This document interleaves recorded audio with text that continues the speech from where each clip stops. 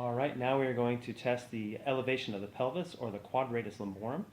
The positioning of the patient is going to be either supine or prone. The hip and the lumbar spine need to be in extension. The patient may grasp the edge of the table to kind of help them stabilize, to help stabilize during the resistance. And the position of the therapist is going to be standing at the foot of the table facing the patient.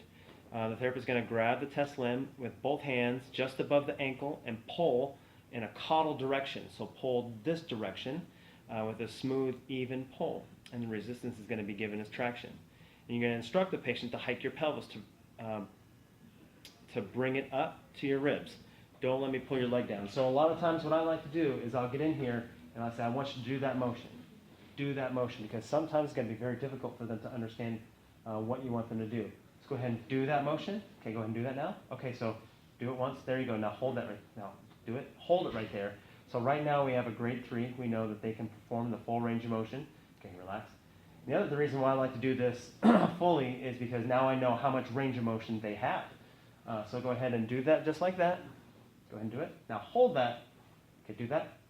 Do that. Hike that motion. Hold that. Don't let me move you. Okay. Okay.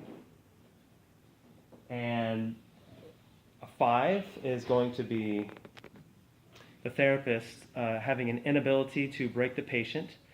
Grade 4 is the patient is going to tolerate a very strong resistance. And a grade 3 is, again, having the patient complete the available range of motion.